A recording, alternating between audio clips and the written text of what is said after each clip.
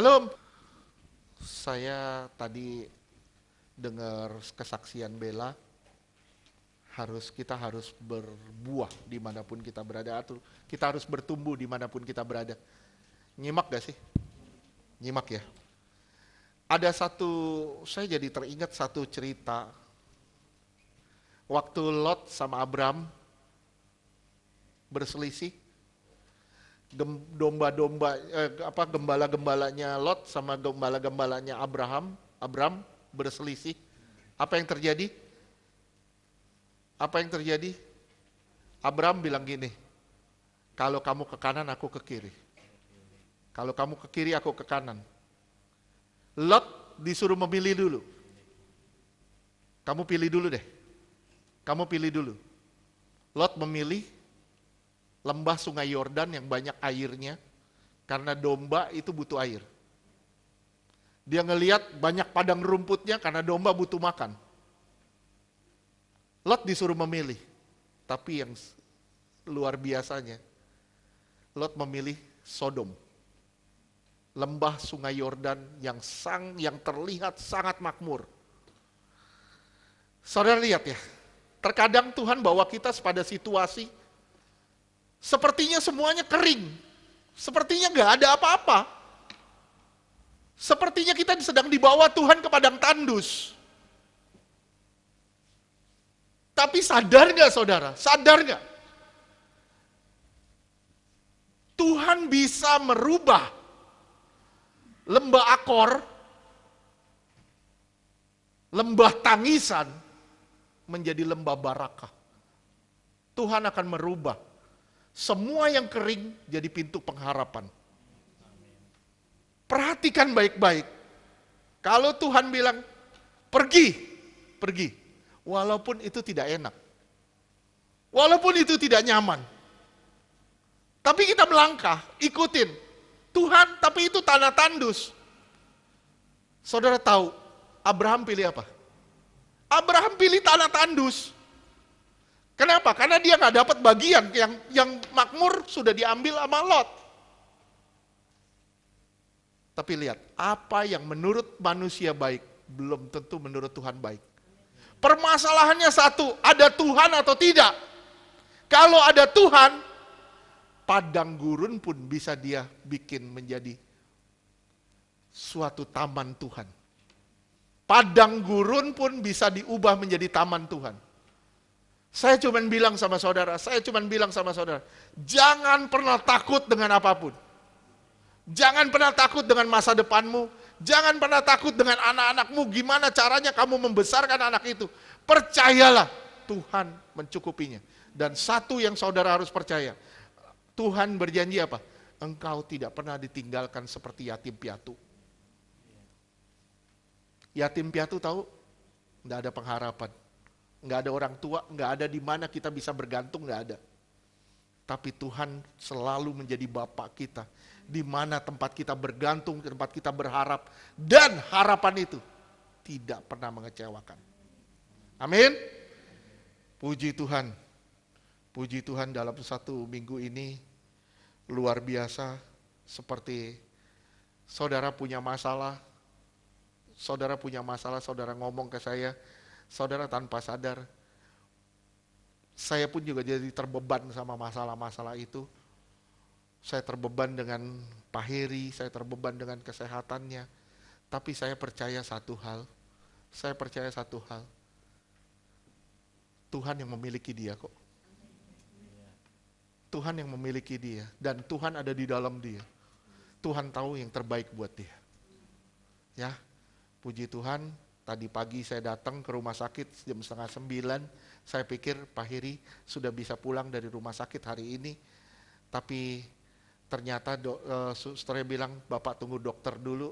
Dokternya nggak datang, malah saya dikira dokter tadi. Karena saya pakai baju putih. Pak dokter, oh iya. Saya dikira dokter tadi. Dokter kandungan kali ya.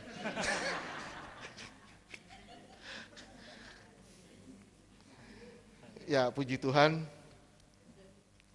Saudara percaya juga ya, kalau saudara masih punya harapan, berarti saudara masih punya masa depan.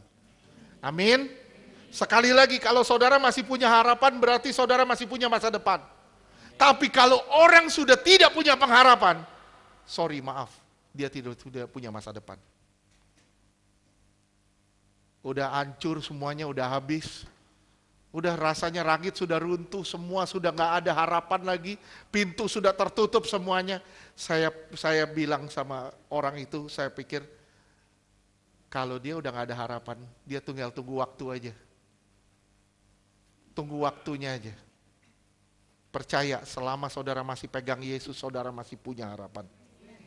Dan harapan itu suatu hari akan bersinar dan tidak pernah mengecewakan. Firman Tuhan bilang, tidak selamanya orang benar itu dibiarkan goyah. Hari ini mungkin saudara digoyang. Hari ini kita semua digoyang, mungkin kita semua lagi digoyang. Kita semua lagi bermasalah, kita digoncang. Tapi percaya, tidak selamanya. Orang gempa bumi aja cuman berapa menit, nggak selamanya. Coba bayangin kalau 24 jam gempa. Begitu stop ke jalan gitu udah melayang-melayang. Oke. Hari ini mungkin saya terdorong ya untuk membahas satu cerita. Mungkin ini saya udah khotbahin di hari Jumat. Tapi saya lanjutin hari ini ya. Nggak masalah kan? Yang ikut ibadah hari Jumat, saya akan lanjutin hari ini. Ini tentang Rut. Doakan ya minggu depan saya lagi godok, lagi benar-benar godok. Kalau Tuhan berkenan minggu depan kita akan bicara soal mengelola konflik. Mengelola konflik. Ini konflik rumah tangga, konflik suami istri, konflik anak sama orang tua, konflik antara teman-teman, termasuk teman pelayanan. Tuhan lagi dorong saya untuk belajarin itu. Minggu depan kita akan, kalau Tuhan izinkan, kita akan bicara soal mengelola konflik. Bagaimana caranya kita menang di dalam konflik. Oke? Ini problem sebenarnya, ini problem yang dihadapi orang-orang percaya. Hari ini kita bicara soal Rut, tapi saya akan membahasnya dengan situasi yang berbeda. Karena di Rut ini saya akan bahas tentang penebus-penebus. Ada beberapa penebus yang saudara perhatikan di dalam kitab Rut. Sebenarnya bukan cuman Boas. Kita tahu penebus itu Boas. Tapi sebenarnya ada penebus-penebus lain di situ. Oke? Di kisah ini adalah kisah imigran yang dilatar belakangi bencana ekonomi. Ada masalah ekonomi, ini terjadi di kisah Hakim-Hakim. Pada saat zamannya Hakim-Hakim, terjadi kelaparan yang terjadi, Elimelek, Naomi dan keluarga itu pindah ke Moab. Bisa bayangin ya, begitu kelaparan terjadi, kita cenderung cari jalan keluar sendiri. Begitu masalah terjadi, kita cenderung cari jalan keluar. Mestinya apa yang harus kita lakukan? Begitu masalah terjadi, kita datang dulu di hadapan Tuhan. Nunggu Tuhan bicaranya apa? Tuhan mau saya bikin apa? Kita kebanyakan pakainya emosi kita. Kenapa? Karena kita punya pikiran. Begitu masalah datang, siapa yang bisa tolong saya? Saya butuh jalan keluar, saya butuh ini. Akhirnya imigran ini pergi ke Moab. Dan luar biasanya, di Moab, dia nggak ada pertolongan, dia kembali lagi. Dia kembali lagi ke Israel. Coba saudara lihat Rut 1 ayat 1. Nggak apa-apa saya ulang ya, yang hari Jumat ikut. Hari Jumat kemarin, saya pikir saya akan khotbahin ini, ternyata hari Jumat kemarin kita praise and worship. Dan luar biasanya, waktu saya doa kemarin, Tuhan bilang Jumat besok praise and worship lagi. Oke, terus Rut 1 ayat 1. Rut 1 ayat 1. Pada zaman para hakim memerintah ada kelaparan di tanah Israel. Lalu pergilah seorang dari Betlehem, Yehuda, beserta istrinya dan kedua anaknya laki-laki ke daerah Moab, untuk menetap di sana sebagai orang asing. Iya, ada kelaparan yang diizinkan sebagai teguran. Kelaparan diizinkan sebagai teguran. Karena meninggalkan Allah sebagai sumber. Banyak orang meninggalkan Allah sebagai sumber, kecewa sama Tuhan. Tuhan kok gak dijawab-jawab doanya, kok gak dijawab-jawab doanya. Semakin saudara tinggalin Allah, semakin saudara tinggalin sumbernya. Saya pernah ngomong sama saudara, Matius 7 ayat 7 bilang apa? Coba baca deh. Matius 7 ayat 7. Matius 7 ayat 7. Mintalah, Mintalah, maka akan diberikan padamu. berdoa, ini artinya berdoa. Terus? Carilah, Carilah, bekerja. Lu jangan males. Terus? maka kamu akan mendapat. Ketoklah, maka pintu Ketoklah. akan dibukakan bagimu. Ketok, artinya apa? Kalau diketok kita ngetok begini, apakah kita langsung dibuka? Enggak, kita harus nunggu. Begitu kita berdoa, begitu kita bekerja, kita ketok. Nunggulah. Banyak orang begitu ngetok, tuh lama banget sih bukainnya, nggak dibuka-bukain, ketok terus. Nggak dibuka-bukain, ketok terus. Nggak dibuka-bukain, kecewa. Lari dari Tuhan. Tuhan bilang, ya begitu Tuhan bukain pintu, orangnya udah nggak ada. Sumbernya udah nggak ada. Sumbernya udah hilang. Bisa ngerti ya? Bisa ngerti ya? Hati-hati ya saudara ya. Rut ini penting sekali dalam silsilah kelahiran Yesus karena dia seorang Moab, luar biasa ya, seorang Moab. Bahkan Tuhan bilang seorang Moab tidak boleh masuk jemaat Tuhan sampai keturunan kesekian. Gak boleh beribadah. Bisa bayangin Yesus lahir dari silsilahnya ada dari Moab. Luar biasa dah. Kenapa? Ini melambangkan apa? Kita, orang-orang yang tidak diperhitungkan Tuhan. Orang-orang yang tadinya gak dapat bagian. Ternyata kita dipulihkan Tuhan ketika kita percaya. Ketika saudara percaya Yesus, kita yang tidak diperhitungkan, jadi sangat diperhitungkan. Ini luar biasanya. Oke? Rut masuk dalam silsilah nenek moyang Kristus. Saudara perhatikan, orang yang keluar dari tanah permai adalah orang yang memutuskan dirinya dari Allah. Ketika saudara keluar dari tanah permai, saudara keluar dari Tuhan, saudara sedang memutuskan diri saudara dari Allah. Pindah ke Moab, malah terjadi tragedi. Saudara yang Jumat pernah ikut, saudara tahu Mahlon artinya apa? Ingat gak? Mahlon? Ya ilah baru 1 bulan udah lupa. Mahlon itu artinya sakit-sakitan. Mahlon itu artinya sakit-sakitan. Kilion artinya tamat, finish, selesai. Bayangin kalau saudara punya anak, saudara kasih nama Mahlon. Mahlon sini, artinya saudara panggil, sakit sini. Itu namanya, nama anaknya Mahlon dan Kilion yang artinya sakit-sakitan dan habis tamat. Elimelek artinya Allah atau Allahku adalah rajaku, Elimelek. Yang terjadi bukan hanya pindah fisik sebenarnya. Keluarga Elimelek ini bukan hanya pindah fisik, tapi pindah rohani, bergeser rohani. Setelah saudara keluar dari Allah, saudara kecewa dari Allah, saudara bukan pindah fisik, tapi saudara pindah rohani sebenarnya. Bergeser kerohanian saudara. Bergeser. Naomi itu betul-betul tidak ada harapan. Udah gak ada harapan lagi. Ketika Tuhan bukan lagi jadi tujuan utama, maka rohani pun mulai bergeser. Ketika Tuhan bukan lagi jadi tujuan utama kita, rohani kita pasti bergeser kok. Bisa paham ya? Saya nggak usah bahas di Rut 1 ayat 5-7, nanti dicatat aja, dibaca sendiri di rumah.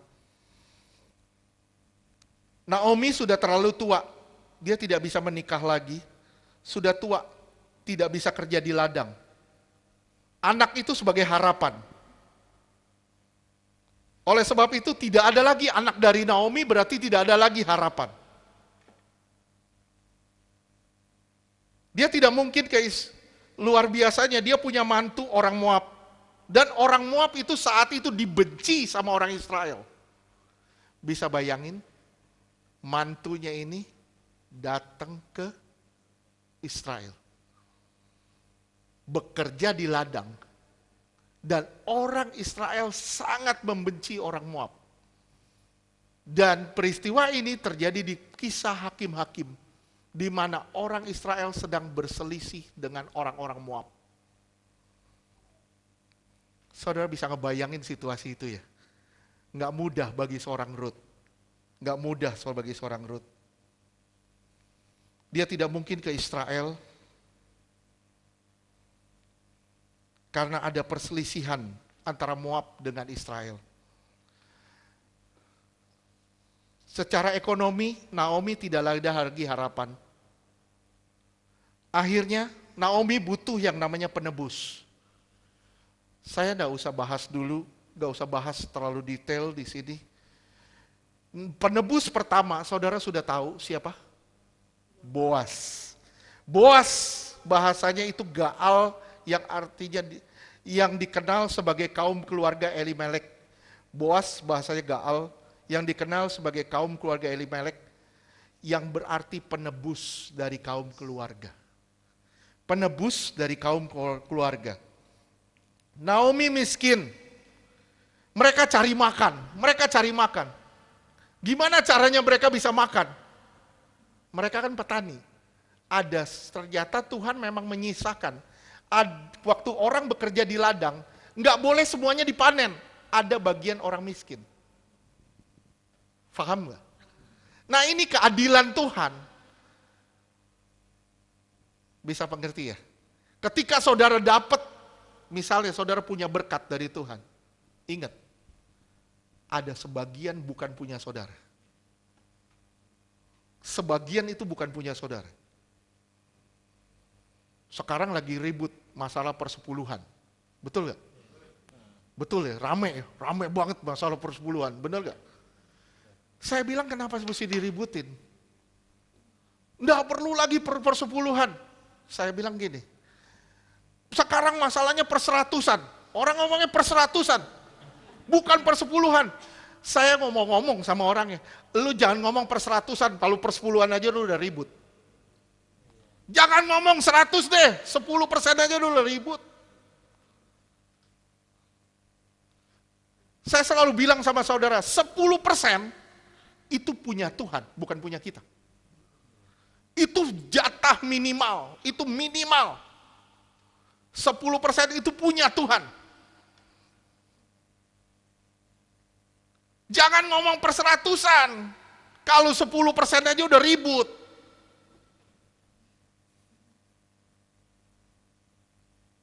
Bisa ngerti gak sih? Kita ngomong pakai logika deh. Udahlah gak usah dipusingin yang begitu-gitu. Apa yang punya Tuhan? Apa yang punya Tuhan? Tuhan bilang, apa yang punya Tuhan berikan kepada Tuhan. Apa yang punya kaisar berikan pada kaisar. Apa yang punya negara bayar pajak. Apa yang punya Tuhan beri kepada Tuhan. Gitu aja kok repot. Selesai kan kasus kan? Gak usah diributin lah. Ingat ya, sekali lagi, saya nggak usah bahas lagi. Kalau saudara bisa lihat di Rut 2 ayat 1-3, saudara catat aja. Ini bukan pencurian, karena ada bagian yang memang Tuhan siapkan untuk orang-orang yang nggak mampu. Ya, Imamat 19 ayat 9 dan 10, saudara nggak usah dibaca, kita catat aja. Dicatat aja nanti belajar sendiri di rumah, karena ini waktunya sudah sangat mendesak, karena ini khotbah ini akan bisa panjang banget, banyak banget ayatnya. Rut bisa bahaya loh. Dia kerja di tengah-tengah orang Israel. Rut ini pasti orang yang cantik, nggak mungkin nggak cantik, betul nggak? Kalau dia nggak cantik, Boas nggak bakal mau. Istilahnya saya bilang gini nih. Ini janda kembang nih. Siapa yang ngomong tuh?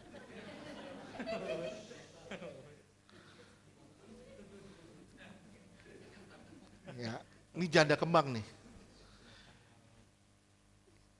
Yang nangkep Boas. Kalau ketemunya sama saudara bisa jadi buas.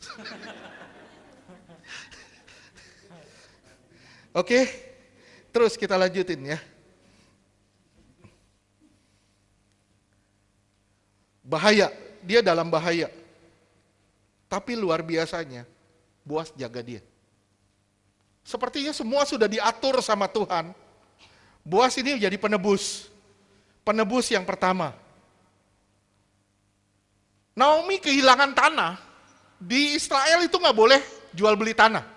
Kenapa? Karena tanah itu warisan. Nggak bisa dijual belikan. Kita di sini gampang kita jual beli, betul nggak? Nah, bayangin waktu orang Israel masuk ke tanah perjanjian kan dibagi-bagi. Suku ini dapat tanah ini, suku ini dapat tanah ini, dapat tanah ini. Dan itu tidak bisa diperjualbelikan. Begitu Elimelek pergi, tanahnya ditinggal begitu aja dan ini jadi tanah kosong tanpa penghuni. Dan itu diambil sama orang-orang yang tinggal di situ. Nah, dia butuh yang namanya penebus untuk dipulihkan lagi hak-haknya. Ngerti tidak? Ketika saudara keluar dari Tuhan, ada hak-hak saudara yang diambil kuasa gelap. Saya ulang sekali lagi, ketika saudara keluar dari Tuhan, ada hak-hak saudara yang dicuri sama kuasa kegelapan. Dan ketika saudara datang ke Tuhan, saudara dipulihkan lagi haknya. Firman Tuhan jelas bilang, kalau saudara adalah anak, saudara adalah ahli waris. Kita nih ahli waris. Mewarisi apa? Kita bukan mewarisi kerajaan dunia. Saudara bukan mewarisi keluar kerajaan Buckingham, bukan. Tapi saudara mewarisi suatu kerajaan yang tidak goyang. Yang gak bisa digoncang sama apapun. Bisa ngerti ya? Dan dia butuh penebus. Penebus pertama itu Boas. Penebus pertama itu Boas. Nah, sekarang kita masuk penebus yang berikutnya. Penebus yang berikutnya. Saudara lihat di Rut 4 ayat 14 dan 15. Rut 4 ayat 14. Sebab itu perempuan-perempuan berkata kepada Naomi, terpujilah Tuhan yang telah rela menolong engkau pada hari ini dengan seorang penebus. Termasyurlah kiranya nama anak itu di Israel. Ya, terus 15. Rut 4 ayat 15. Dan dialah yang akan menyegarkan jiwamu dan memelihara engkau pada waktu rambutmu telah putih. Sebab menantumu yang mengasihi engkau telah melahirkannya.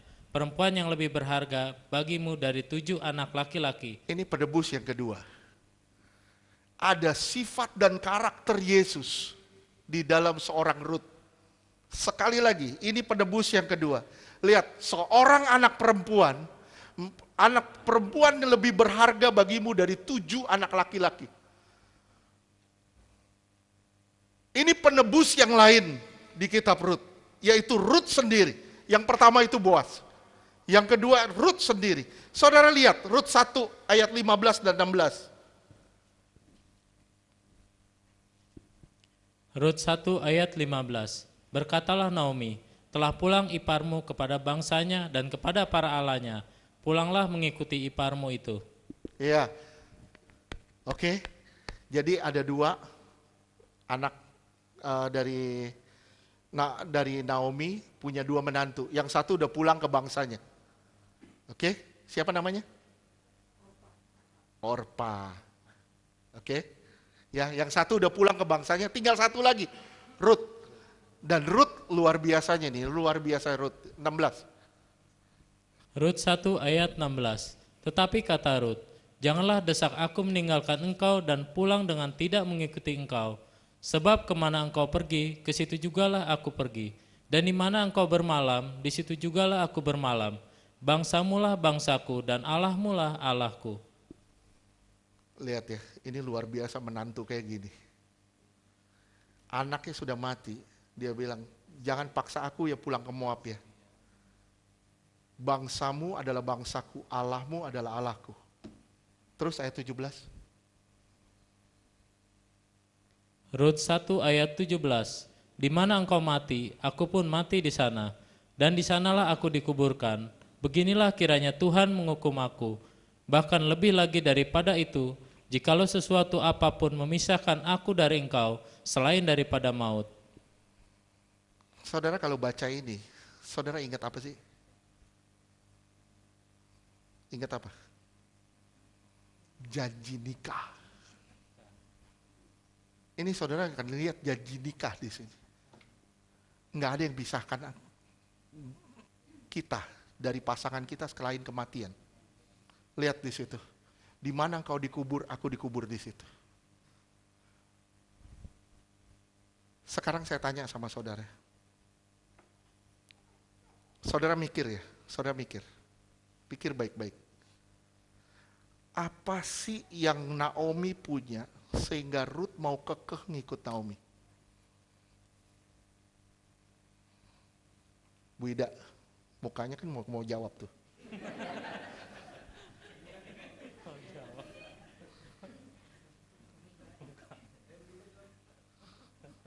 Jawab atau nggak dapat kacang? Ayo, sekarang saudara simak baik-baik. Apa yang Naomi punya sampai Ruth kekeh ikut Naomi? Hah? Kasih? Apa? Pikir ya, Naomi nggak punya apa-apa. Naomi nggak punya apa-apa, tapi Ruth ngotot ikut Naomi. Ini luar biasa. Kalau Naomi banyak duit, hartanya berlimpah, Ruth pasti bilang, gue ikut lu deh, mati-mati sama lu deh. Ke bangsa lu deh. Kenapa? Gue enjoy di sana, banyak duit. Naomi gak punya apa-apa, Ruth bisa begini. Saya cuma ngajak saudara nih, ayo kita berpikir. Sampai maut memisahkan. Saya nanya, kenapa saudara jadi Kristen? Ayo, kenapa saudara jadi orang Kristen? Apakah Tuhan menjanjikan saudara kekayaan? Tuhan menjanjikan saudara harta? Saudara menjanjikan saudara dunia? Tuhan gak menjanjikan itu. Salah kalau orang Kristen bilang, wah ikut Tuhan, banyak duit, semuanya beres. Salah itu. Terkadang sekali lagi Tuhan bawa kita ke jalan-jalan yang sulit. Sepertinya tidak ada harapan. Tapi begitu saudara keluar dari masalah, saudara bisa bilang, wah luar biasa, gua terbentuk di situ. Pribadi gua, karakter gua, semua sudah berubah. Nggak seperti dulu lagi.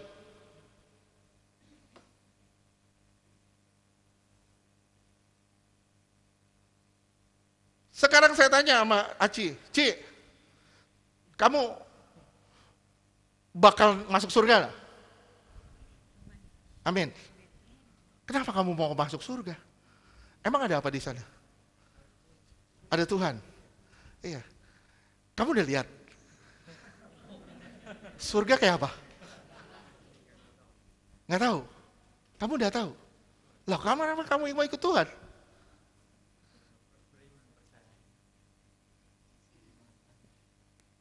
Kalau saudara bisa simak ya.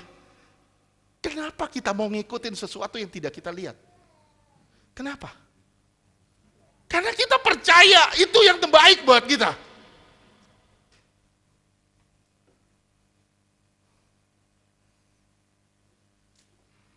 Tuhan menjanjikan saya kesembuhan. Oke, puji Tuhan. Tuhan pasti sembuhin kita. Gimana kalau sembuhnya di kematian? Kan sembuh. Betul nggak? Tuhan menjanjikan saya kehidupan kekal. Oke, kehidupan kekal. Lu berubah nggak selama di dunia?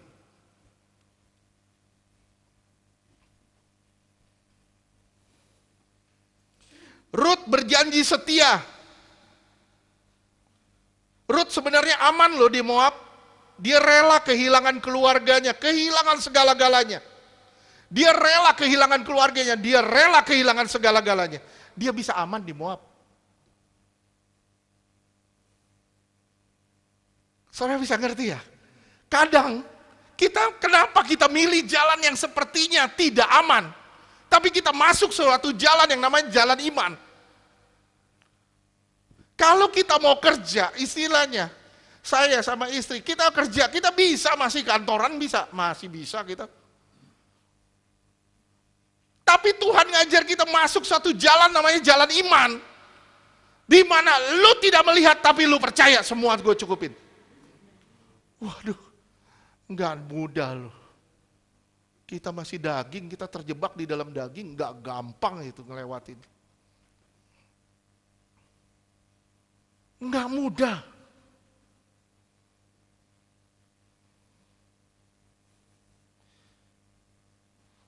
Saudara bisa lihat ya, Naomi bisa hidup nggak kalau nggak ada Rut? Bisa. Buktinya mana? Saya bilang, Naomi susah untuk hidup kalau nggak ada Rut. Kenapa? Dia udah tua, dia nggak bisa kerja. Lihat, Rut adalah penebus lain. Bisa ngerti? Penebus lain bagi Naomi. Kenapa? Sampai dibilang anak perempuan itu lebih dari 7 anak laki-laki.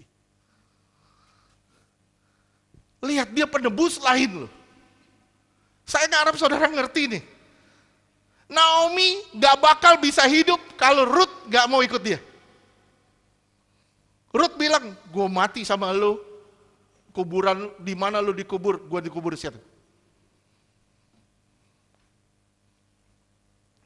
Dia ingin Naomi hidup. Simak ya, tolong simak. Rut ingin Naomi hidup. Rut harus kehilangan kehidupan.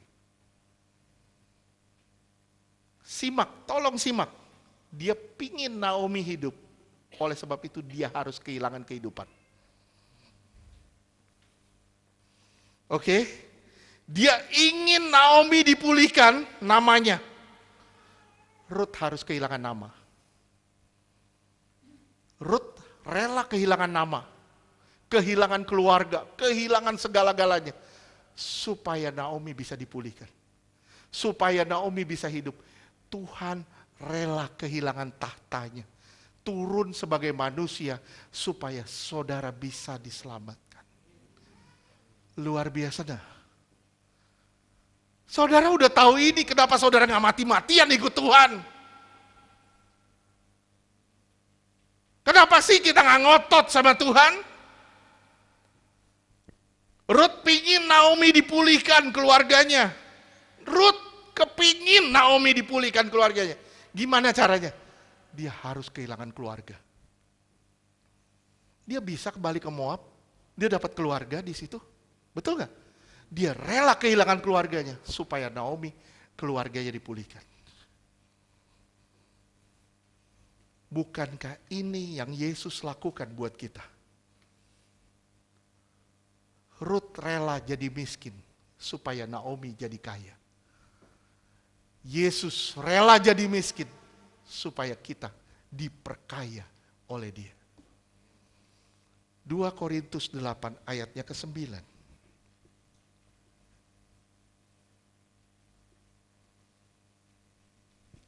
2 Korintus 8 ayat 9. Karena kamu telah mengenal kasih karunia Tuhan kita Yesus Kristus, bahwa Ia yang oleh karena kamu menjadi miskin, sekalipun Ia kaya. Dia jadi miskin karena sebenarnya dia kaya. Terus?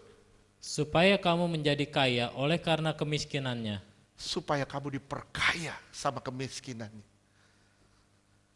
Dia rela menjadi 0 supaya kita menjadi top. Bisa ngerti gak sih? Bisa ya? Naomi ditebus karena menantu yang mengasihi dia.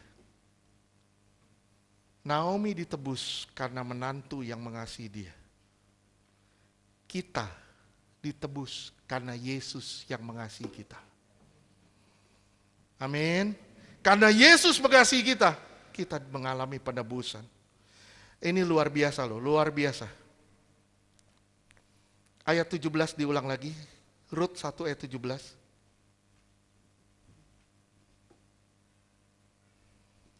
Rut 1 ayat 17. Di mana engkau mati, aku pun mati di sana, dan di sanalah aku dikuburkan. Beginilah kiranya Tuhan menghukum aku. Bahkan lebih lagi daripada itu, jikalau sesuatu apapun memisahkan aku dari engkau, selain daripada maut. Lihat ya, keluar dari bangsa. Dia bilang, bangsamu itu bangsaku. Dia rela melepaskan bangsanya. Apa maksudnya? Dia merelakan lepasin segala-galanya. Itu yang membuat dia from nothing to something. Dia dari tidak ada apa-apa. Dia jadi sangat berharga. Apa yang membuat saudara jadi begitu berharga? Apa yang membuat saudara jadi begitu berharga? Ketika saudara melepaskan segala-galanya demi Tuhan. Sekali lagi, ketika saudara melepaskan segala-galanya demi Tuhan. Itu yang menjadikanmu sangat berharga. Walaupun sekarang kita sudah sangat berharga. Tapi luar biasa lagi kalau saudara rela melepaskan segala-galanya demi Tuhan. Itu lebih sangat berharga. Dia bilang apa? Terus dibilang ayat 16. Rut 1 ayat 16. Tetapi kata Rut, janganlah mendesak aku meninggalkan engkau dan pulang dengan tidak mengikuti engkau. Sebab kemana engkau pergi, ke situ juga aku pergi. Dan di mana engkau bermalam, di situ jugalah aku bermalam. Ya. Bangsamu lah bangsaku, dan Allahmu lah Allahku. Bangsamu itu bangsaku. Allahmu itu Allahku. Rela nggak saudara melepaskan Allah lain di dalam saudara? Sorry, maaf. Di dalam kita masih banyak Allah huruf kecil. Apa? Harga diri kita. Dicolek sedikit, ngamuk kita. Sedikit digesek, marah. Itu Allah lain. Kita akan memulai konflik terus. Kita bilang, orang dia yang mulai konflik. Ini minggu depan ya. Dia yang mulai konflik. Jangan bilang, jangan nunjuk orang mulai konflik. Tunjuk dirimu sendiri. Di dalam kesalahan orang ada kesalahanmu.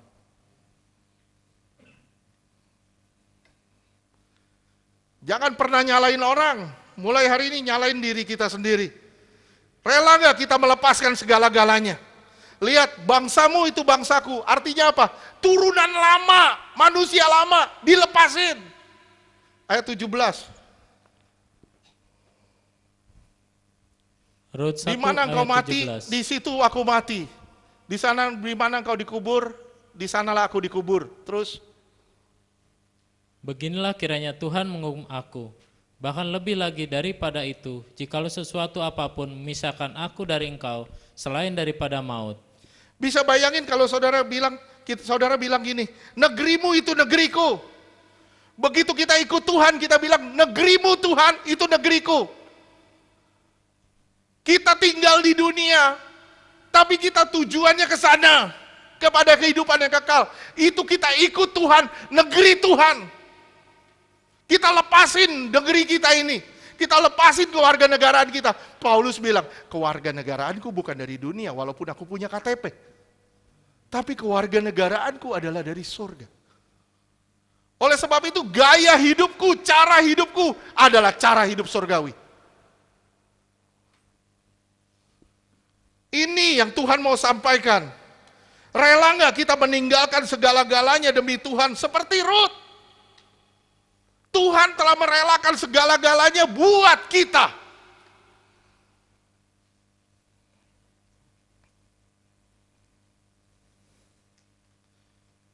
Kita diubah dari keturunan yang lama jadi keturunan yang baru. Warga negara kita telah berubah. Ingat saudara, keluarga negara kita sudah berubah. Negeri yang saudara kejar pun sudah berubah. Saudara bukan mengejar yang di dunia ini, saudara mengejar yang di kekekalan nanti. Kita nggak tahu waktu hidup kita kapan. Jangan bilang, saya masih muda. Jangan bilang begitu. Kenapa? Karena maut itu selangkah dari hidup kita.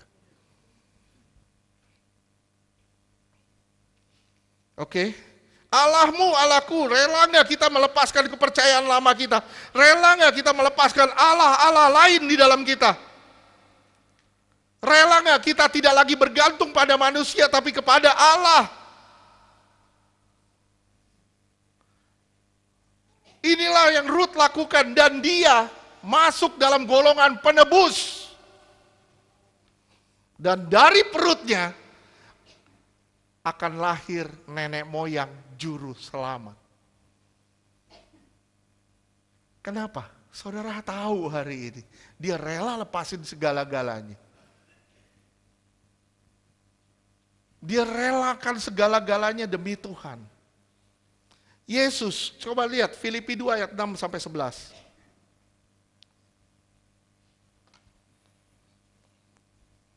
Filipi 2 ayat 6. Yang walaupun dalam rupa Allah tidak menganggap kesetaraan dengan Allah itu sebagai milik yang harus dipertahankan. Terus ayat 7. Dia itu Allah, dia nggak mempertahankan wujudnya sebagai Allah. Terus Filipi 2 ayat 7. Melainkan telah mengosongkan dirinya sendiri dan mengambil rupa seorang hamba dan menjadi sama dengan manusia. Terus dia pakai muka hamba. Dia serupa dengan kita. Terus Filipi 2 ayat 8. Dan dalam keadaan sebagai manusia, ia telah merendahkan dirinya dan taat sampai mati, bahkan sampai mati di kayu salib. Bukan hanya jadi manusia, tapi dia merendahkan diri sampai dia menyerahkan nyawanya buat saudara dan saya, umat manusia. Terus ayat berikutnya. Filipi 2 ayat 9. Itulah sebabnya Allah sangat meninggikan dia dan mengaruniakan padanya nama di atas segala nama. 10. Filipi 2 ayat 10. Supaya dalam nama Yesus bertekuk lutut segala yang ada di langit dan yang ada di atas bumi dan yang ada di bawah bumi. Ayat 11. Filipi 2 ayat 11. Dan segala lidah mengaku Yesus Kristus adalah Tuhan bagi kemuliaan Allah Bapa. Iya. Lihat ya. Karena ketaatannya dia memiliki kuasa yang sedemikian rupa. Bagaimana dengan kita? Kita mau mendapatkan kuasa. Kita mau memperoleh kuasa, tapi kita tidak mau benar menjadi taat. Inilah yang saya bilang, kita jadikan diri kita pencuri-pencuri. Saudara, apakah kita sudah menjadi seperti Ruth yang rela melepaskan segala-galanya demi Tuhan? Dan dia tidak secara langsung, tapi saudara bisa melihat di sini, dia penebus yang lain di dalam kitab Ruth ini. Bisa ngerti nah? Yang pertama Boas, yang kedua Ruth. Nah yang ketiga, Ruth 4 ayat 13 sampai 14.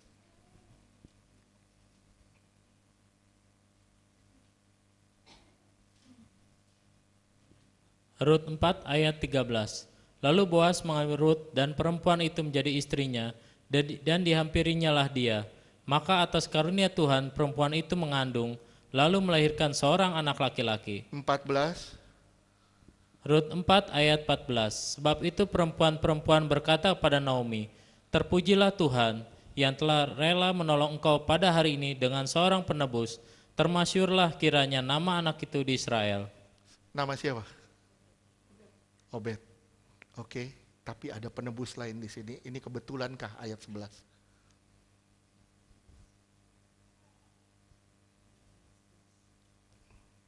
Rut 4 ayat 11. Dan seluruh orang banyak yang hadir di pintu gerbang dan para tua-tua berkata, kamilah menjadi saksi. Tuhan kiranya membuat perempuan yang akan masuk ke rumahmu itu sama seperti Rahel dan Lea, yang keduanya telah membangunkan umat Israel. Biarlah engkau menjadi makmur di Efrata dan biarlah namamu termasyur di Betlehem. Yesus lahir di mana? Betlehem Efrata. Kebetulankah? Di sini tersirat nubuatan tentang kelahiran juru selamat. ada penebus yang tidak nampak di sini, tapi ini mengisyaratkan kelahiran Yesus di Bethlehem Efratah. Sekali lagi, termasyur nama anak itu. Yesus termasyur gak namanya? Di Israel sebagai penebus yang sesungguhnya. Dia telah meninggalkan tempat ayahnya dan mengambil rupa seorang hamba. Dialah penebus yang tersirat dalam kitab Rut ini. Saya berharap saudara bisa mengerti. Anak ini lahir di Bethlehem Efratah. Saya tanya sama saudara, kebetulankah ini?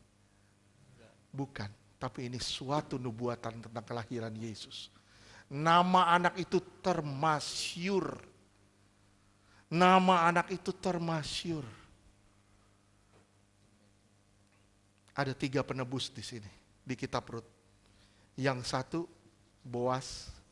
Yang kedua, Rut. Yang ketiga, Yesus. Sebagai penebus yang tulen. Pertanyaan saya sama saudara, apakah saudara benar-benar sudah ditebus sama Tuhan? Nggak ada yang bisa jawab? Saudara sudah ditebus? Saya tanya, mulutmu sudah ditebus belum?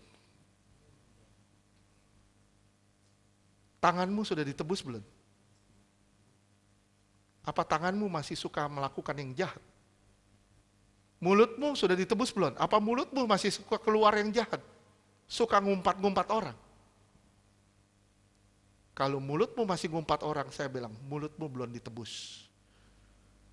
Ya. Apa karaktermu sudah ditebus? Kalau karaktermu belum ditebus, berarti masih karakter lama. Pemarah, tersinggungan, maunya menang sendiri, itu kamu belum ditebus. Saya cuma bilang sama saudara, serahkan dirimu dan izinkan dirimu ditebus sama Tuhan. Bilang, Tuhan ampuni saya, orang berdosa ini. Saya mau diubah sama Tuhan. Saya mau diubah sama Tuhan. Dan saya mau ditebus sepenuhnya sama Tuhan. Supaya pulang dari tempat ini, saudara sungguh-sungguh menjadi ciptaan baru. Yang benar-benar berubah di dalam Kristus. Memang gak mudah, tapi percayalah, bersama Tuhan, tidak ada satupun perkara yang mustahil. Amin. Maju terus dalam Tuhan. Percayalah, bersama Tuhan kita cakap menanggung segala perkara. Amin. Tuhan berkati.